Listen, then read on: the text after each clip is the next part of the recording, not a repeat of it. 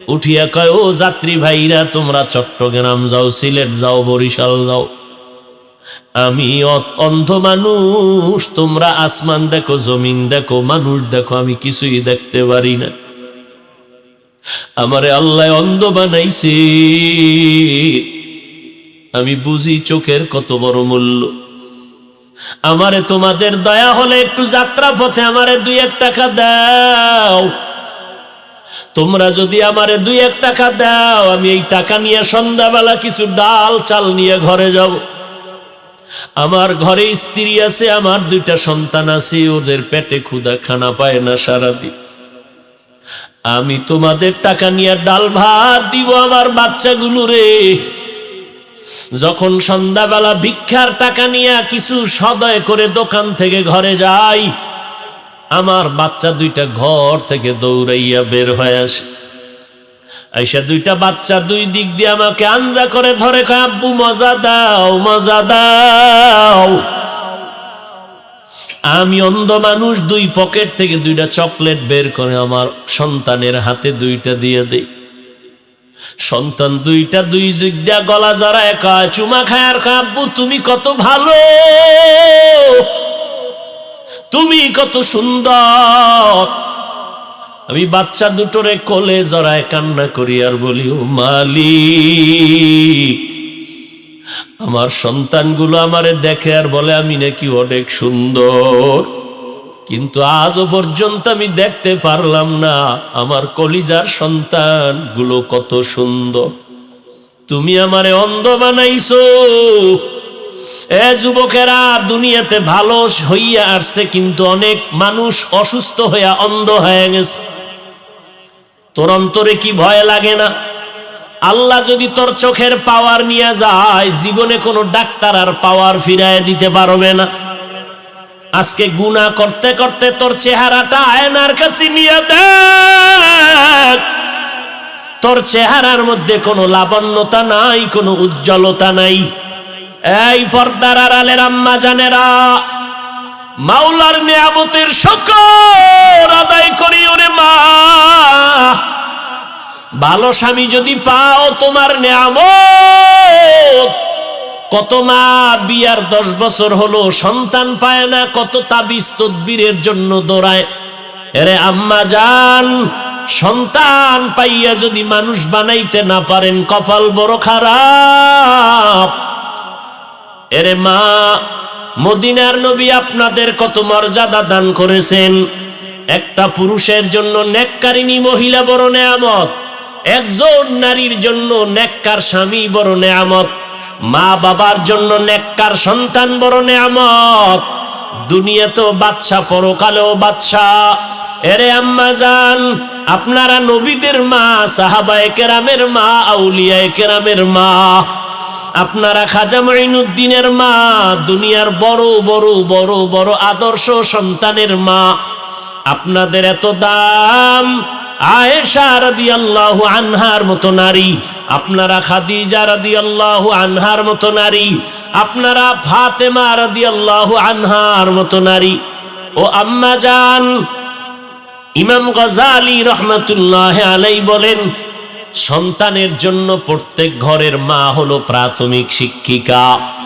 কারণ সন্তান বাবার তুলনায় মাকে ফলো করে চলে বেশি। সন্তান বাবার তুলনায় মায়ের কাছে সময় ব্যয় করে বেশি। এই জন্য বাবার তুলনায় মাকে আদর্শ ঠিক রাখিয়া চলতে হবে। মার আদর্শের কারণে সন্তানগুলো ভালো হয়ে যাবে। এরে আম্মা জান, এখনো সময় আছে, তওবা করে ভালো হবেন। আপনার সন্তানকে আমি বলি না হাফেজে কোরআন বানাবেন, আপনার সন্তানকে বড় আলেম বানাইবেন, এত চাপ দিয়া আমি বলি না। এটা আপনার ইখতিয়ার, বানাইবেন কিনা। কিন্তু আমি অনুরোধ করব রে মা, আপনার সন্তান ডাক্তার হবে, আলহামদুলিল্লাহ, দোয়া করি। আপনার সন্তান ইঞ্জিনিয়ার বানাবেন, আলহামদুলিল্লাহ, দোয়া করি। আপনার সন্তান ডাক্তার হবে, ইঞ্জিনিয়ার হবে, প্রফেসর হবে, আপনি বানাইবেন, আমি দোয়া করি। বানান, তবে বেয়াদবি যেন না হয়। আপনার সন্তানকে ডাক্তার বানাবেন, তবে বেয়াদবি বানাবেন না। ইঞ্জিনিয়ার বানাবেন, তবে বেয়াদব বানাবেন না। আপনার সন্তান ডাক্তারি করবে, সন্তানের ব্যবহারে যেন মানুষ কষ্ট না পায়, সন্তানের কথায় যেন আলেম ওলামার কলিজায় ব্যথা না যায়, সন্তানের ব্যবহারে যেন মা বাবার অন্তরে কষ্ট না যায়। আদর্শ সন্তান বানায় যান। মরিয়া গেল সন্তান কোরআন শিখবে, কোরআন পড়বে, দোয়া করবে। অতএব ডাক্তার পড়তে গেলে কোরআন পড়া যাবে না, এটা হতেই পারে না। ইঞ্জিনিয়ারিং পড়াইতে গেলে যে কোরআন শিখতে পারবে না, এটা হতেই পারে না। 1 ঘন্টা ফজরের নামাজের পরে অথবা ঘুমের আগে এশার নামাজের পর ইমাম সাহেবের কাছে সন্তানের পাঠাইয়া কোরআনটা শিখায় নেন, এটা কত সহজ। এরপরে ডাক্তার হবে আলহামদুলিল্লাহ, ডিসিএসপি আইজি হবে আলহামদুলিল্লাহ, এমপি মন্ত্রী হবে আলহামদুলিল্লাহ। আপনি মরিয়াও যদি যান, সন্তান ডিসির চেয়ারে বসিয়াও কোরআন পড়ে মায়ের জন্য দোয়া করবে। এজন্য আল্লাহর নবী বলেন, আদ-দুনিয়া কুল্লুহা মাতা ওয়া খায়রু মাতা'id দুনিয়া লিমরাতুস সালিহা। দুনিয়ায় যা কিছু আছে সব হলো সম্পদ, আর এই সম্পদের মধ্যে দামি সম্পদ হলো নেককারিনী নারী। এই আম্মা জান, ও এলাকার মুসলমান, যারা 5 বেলার নামাজ পড়নেওয়ালা একটা স্ত্রী ঘরে পাইছেন, সেজদায় পড়ে দোয়া করেন, শুকর আদায় করেন, আপনার মতো ভাগ্যবান পুরুষ এই জমিনের মধ্যে নাই। এরে আল্লাহর বান্দারা, কিন্তু কপাল খারাপ, মাওলায় অনেক সময় অনেকের নেয়ামত দেয় পরীক্ষার জন্য। বান্দা পরীক্ষায় নেয়ামত ধরে রাখতে পারে না, বরং পাইয়া আরো গাদ্দারি করে। গরিবী হালাতে খুবই মাওলারে ডাকছে, মাওলায় যখন টাকা দিছে মাওলারে ভুলে গেছে। আছে না নাই? আরে আল্লাহর বান্দা, যখন তোমারে কেউ চিনত না, তুমি অত্যন্ত দুর্বল, এখন তোমারে আল্লাহ পাক চেয়ারম্যান বানাইছে, মেম্বার বানাইছে, ভালো আলেম বানাইছে, মাদ্রাসার বড় ওস্তাদ বানাইছে, কিন্তু এখন তোমার ব্যবহার শুনলে মানুষ কষ্ট পায়। তোমার জবানে এখন মিষ্টি নাই, শুধু আঘাত আর আঘাত। আল্লাহর বান্দাকে আমার আল্লাহ একটা নেককারিনী মহিলা দান করছেন স্ত্রী রূপে, কিন্তু লোকটা বড় গাদ্দার, ভালো স্ত্রী পাইয়া নিয়ামত ধরে রাখতে পারে নাই। ওই আল্লাহর বান্দি ভালো বাবার সন্তান, ঘরে আসছে 5 বেলার নামাজ, 1 বেলার নামাজও বন্ধ নাই। স্বামী নামাজ পড়ে না, কিন্তু স্ত্রী নামাজ পড়ে, ঘরের মধ্যে সব সময় ওযুর সাথে থাকে। আল্লাহর বান্দি ঘরের মধ্যে যতবার খানা পাকায়, বিনা ওযুতে পাকায় না। ঘরে থাকে, ঘুমের টাইম ছাড়া মাথার ওড়না পরে না। আল্লাহরে পাওয়া এত সহজ? বড় কঠিন রে বাবা। কয়জন আল্লাহর আশেক দাঁড়ায় বলবেন, আমার ঘরের স্ত্রী ওযু ছাড়া রান্না করে না, আমার ঘরের মহিলা মাথার কাপড় কখনো ফালায় না। এত সোজা না রে বাবা। নামাজে দাঁড়াই, এবাদাতে মজা লাগে না কেন? কয় বেনামাজির পাক খাইছি। মজা পাই না কেন? বেপরদাওয়ালা নারীর পাক খাইছি, ভাল লাগে না। ইমানের পয়েন্ট কমতেছে, ইমানের রুহানিয়ত কমতেছে। ও আল্লাহর বান্দা, নবীজি বলেন, যেই মহিলা ঘরের মধ্যে মাথায় কাপড় রাখে না, ওই ঘরে রিজিকের বরকত থাকে না। তার মানে নামাজ বাদ দিয়ে কাপড় পেছাও। ওই আল্লাহর বান্দি সময় মতো নামাজ পড়ে। আপনার সন্তান আপনার জানাজার ইমামতি করবে, আপনার সন্তানের পেছনে মানুষ দৌড়াইবে, দোয়ার জন্য লাইনে দাঁড়াবে। এরে আম্মা জান, কয়দিন আর স্বামীর টাকা নিয়ে মার্কেটে বাহাদুরের মতো ঘুরবেন, বেগানার মতো ঘুরবেন? সাদা কাফনের যেদিন প্যাকেট হয়ে যাবেন, ওই দিন টের পাইবেন সন্তান কই গেল, টাকা পয়সা কই গেল। আল্লাহর বান্দি, রোজা রাখিয়াও স্বামীর আদেশ, স্বামীরে রান্না করে খাওয়াইতে হবে। আল্লাহর বান্দি স্বামীরে রোজা রাইখা রান্না করে খাওয়ায়, কিন্তু বেয়াদবি করে না, মালিকের কাছে নামাজ পড়ে পড়ে দোয়া করে, আল্লাহ তুমি এমন একজন স্বামী দিছো আমারে, এক বেলার নামাজও পড়ে না, রোজাও রাখে না, কিন্তু স্বামীর পায়ের নিচে আল্লাহ পাক সেজদার হুকুম দিছে, যদি হালাল হইতো তো দেওয়া লাগবে। স্বামীর জন্য তুমি এত মর্যাদা দিনারে মালিক, আমি বেয়াদবি করি না, তুমি হেদায়েতের নূর স্বামীর সিনায় দাও। ও আল্লাহ, আমার স্বামীকে হেদায়েত দাও, আমার স্বামী যেন তোমার গোলাম হইয়া যায়। ঘরের থেকে বাইরে যায়, স্ত্রী দোয়া করে, ও আল্লাহ আমার স্বামীরে হেফাজত করো, আমার স্বামীর চাকরি ব্যবসায় তুমি বরকত দিয়া দাও। কয়জন ঘরের মা আছেন যে স্বামীর জন্য দোয়া করেন, মালের জন্য, ব্যবসার জন্য দোয়া করে? মা উল্টার দিকে চলে, স্বামী কামাই করে, টাকা নিয়ে পার্কে পার্কে দৌড়ায়। আমার আম্মা জানেরা, স্বামীর ঘামের টাকা দিয়ে আম্মা জান গুনার কাজে টাকা খরচ করে। স্বামী তো বেচারা নিজে খাওয়ার জন্য কোনো স্বামী কষ্ট করে না, দিন রাত্র গাধার মতো স্বামী বেচারা রাস্তায় দৌড়ায়, রাত্র নাই দিন নাই ঘুম নাই, সব স্ত্রী পরিবার সন্তানের আরামের জন্য করে। কিন্তু আম্মা জানেরা মূল্য দেয় না। স্বামীরে কয়, স্বামী আমার জন্য একটা জিনিস আনবানি, স্বামীর পকেটে একটা টাকাও নাই, তারপরও কয় আসবো, নিয়ে আসবো। জানতে দেয় না যে আমার পকেটে টাকা নাই। বাজারে যাইয়া ঘুরে, আমার বন্ধু কই, আমি কিছু টাকা ধার নেওয়া লাগবে, কারণ আমার স্ত্রীর ওয়াদা দিয়েছি, স্ত্রীর মন রক্ষা করা লাগবে। ও আম্মা জান, তুমি জানো না স্বামী তোমার জন্য কি পরিমাণ ত্যাগ স্বীকার করলো, এত কষ্ট করে।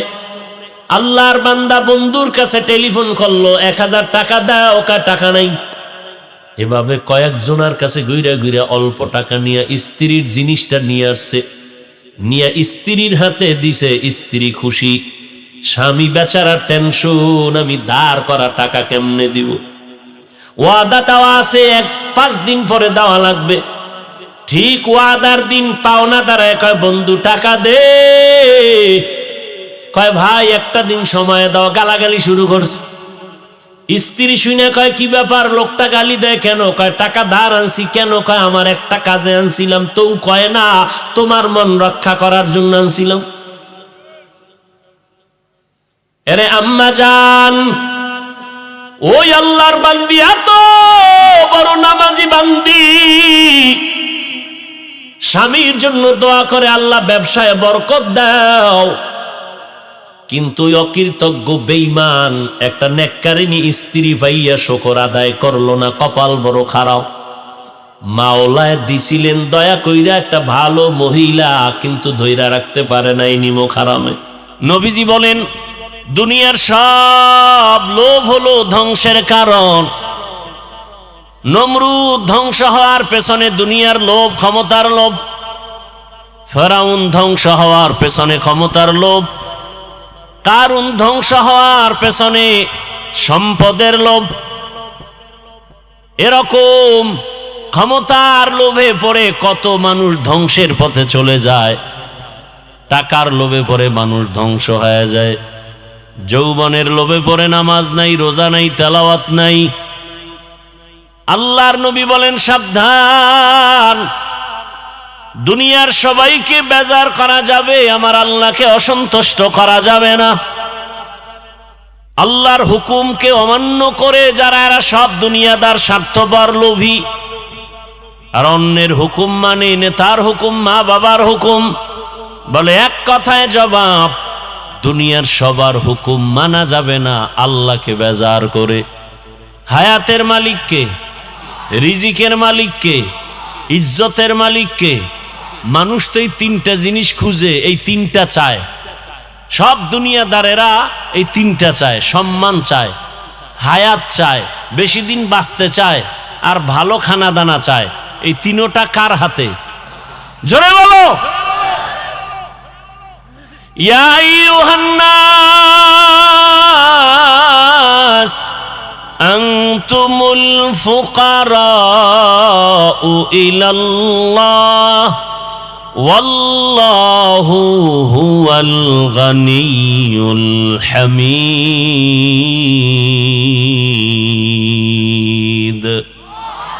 गर तवक्कुल मी कुनी हर सुबह शाम, मेरा सानाद रिज़्क़े तू अज़ला मकाम जुज़बा हक़ची, ज़े मखा अज़ इंसो जा फज़ले उआ मस्ते दर जुमला जहा। उलामाए केरामेर काছে আল্লাহর কোরআন আর হাদিস আর ইসলাম কিয়ামতের আগের দিন পর্যন্ত আর কোনদিন নবী আসবেন না দাওয়াত দিতে, সাহাবায়ে কেরাম আসবেন না, আইম্মায়ে কেরাম আসবেন না, বড় বড় বড় বড় আল্লাহওয়ালারাও আসবেন না। কিয়ামত পর্যন্ত এই জাতিকে শান্তির ঠিকানা দেখাবেন, জান্নাতের নিরঙ্কুশ পথ যারা দেখাবেন তারা একমাত্র উলামায়ে আহলে হক। কারা কারা? আহলে হক শব্দটা বলবেন, কারণ ওলামাদের মধ্যে বিশাল এক বাহিনী আছে, এরা বাতিল নাই। বিশাল এক বাহিনী, রসুল বলে গেছেন ১৫০০ বছর আগে, আলেমদের মধ্যে এক বাহিনী হবে তারা বাতিল। নাম দিবে আলেম, কাজ করবে আল্লাহর বিরুদ্ধে, কোরআনের বিরুদ্ধে, ইসলামের বিরুদ্ধে। এজন্য সাবধান, উলামায়ে আহলে হক, এদের কাছে শান্তির ঠিকানা আর কারো কাছে নাই। আপনি মানেন কি না মানেন সেটা আপনার বিষয়, তবে আলহামদুলিল্লাহ উলামায়ে কেরামের মেহনতের ফলাফল একেবারে খারাপ না। আজ বাংলা জমিনে তাকায়া দেখো, ও আমার কলিজার যুবক,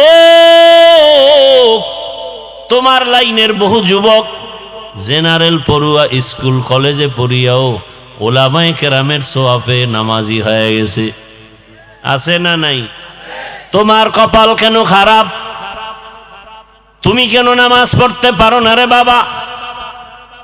তোমার মতো যুবক র্যাব, আর্মি, পুলিশ, বিডিআরের চাকরি করে নামাজি দাড়িওয়ালা, ওসি, ডিসি, এসপি, ৫ ওয়াক্ত নামাজি দাড়িওয়ালা, তুমি কেন পারো না? তোমার মতো যুবক জেনারেল লাইনে পড়িয়া নদীর মধ্যে মাছ ধরে নামাজ পড়ে, কৃষি কাজ করে নামাজ পড়ে, শ্রমিকের কাজ করে নামাজ পড়ে, তুমি কেন পারো না রে বাবা? ব্যবসা করে নামাজ ছাড়ে না, চাকরি করে নামাজ বাদ দেয় না, তুমি পারো না কেন? মনে মনে ভাবছো কি ইসলাম মিথ্যা, কোরআন মিথ্যা? তো একটা প্রমাণ দাও। ১৫০০ বছর পর্যন্ত কত মহাপণ্ডিতেরা কোরআনের ভুল বের করার অপচেষ্টা করেছিল, আজও পর্যন্ত একটা ভুল বের করতে পারে নাই। বরং বহু বিধর্মীরা কোরআনের কাছে মাথা নত করে কালেমাওয়ালা হয়ে গেছে। কিন্তু মুসলমান সন্তান, তোমাকে এত বয়ান দেওয়ার পরেও তুমি কেন নবীর আদর্শওয়ালা হতে পারো না? ঢাকা কলেজের বারান্দায় গিয়া দাঁড়াও, তোমার মতো যুবকরা কলেজে ক্লাস করে, মাথায় পাগড়ি, বড় দাড়ি, বড় জামা, পেছন দিক থেকে তাকালে মনে হয় মসজিদের কোনো খতিব, অথচ আরবি পারে না। এই হালাত কেন? বলে উলামায়ে আহলে হকের ছোঁয়া। কি ভাই, কই ভাই তুমি দাড়ি রাখো না কেন? কয় দাড়ির মধ্যেই কি ইসলাম? তাহলে দাড়ি বাপ। ও ভাই টুপি পরো না কেন? কয় টুপির মধ্যেই কি ইসলাম? তো টুপি বাপ। ভাই মদিনার পোশাক পরো না কেন? পোশাকের মধ্যেই কি ইসলাম? তাহলে পোশাকও বাপ। ভাই পর্দা করো না কেন? পর্দার মধ্যেই কি ইসলাম? পর্দাও বাপ। তো ইসলাম কই? এটা হাওয়ায় চলে, হাওয়ায়, হাওয়াই ইসলাম। দাড়ি ছাড়া, টুপি ছাড়া, পোশাক ছাড়া, পর্দা ছাড়া, আল্লাহর বিধান ছাড়া কোনোদিন ইসলাম হতে পারে না, কোনোদিন হতে পারে না। আমরা দাড়িওয়ালা ইসলাম চাই, আমরা টুপিওয়ালা ইসলাম চাই, মদিনার পোশাকওয়ালা ইসলাম চাই। কথা বলেন না কেন? একটা লোক দাঁড়ায় বলো যে দাড়ি কাটলে দুনিয়ার লাইনে কিছু ফায়দা আছে। আল্লাহর কসম আমি দাড়ি কেটে ফেলবো। একজনে বলো দাড়ি কাটলে যৌবন বাড়ে, চেহারা সুন্দর হয়। একশোরায় কয় দাড়ি কাটছি কেন, চাকরি থাকে না। আল্লাহর বান্দা, তুমি যদি দাড়ি রাখলে চাকরি করা যায় না, সেই চাকরি করো কেন? গর্তের পিপিলিকার রিজিক কে দেন? নদীর মাছের কে খাওয়ায়? সমুদ্রের প্রাণী কে খাওয়ায়? জঙ্গলের প্রাণীর খানা কে দেন? ওরা দামি না আমরা দামি? ওদের আল্লাহ খানা দিলে আমগো দিবেন না? তো মাখলুকের উপর এত নির্ভর কেন? আল্লাহর উপরে বিশ্বাসটা দুর্বল কেন? র্যাব, আর্মি, পুলিশ, বিডিআর এর মধ্যে দাড়িওয়ালা নাই, তো তোমার সমস্যা কি? দাড়ি কাটা ছাটা দোনোটা কবিরা গুনাহ, হারাম। 24 ঘন্টার সেকেন্ডে সেকেন্ডে সেকেন্ডে অল টাইম গুনাহ। আর চিকিৎসা বিজ্ঞানীরা, গুগলে সার্চ দাও, চিকিৎসা বিজ্ঞানীরা বলছে নগদ শাস্তি যৌবন চলে যাবে, নগদ শাস্তি চোখের পাওয়ার চলে যাবে। আল্লাহ হেদায়েত দান করুন। সব দুনিয়া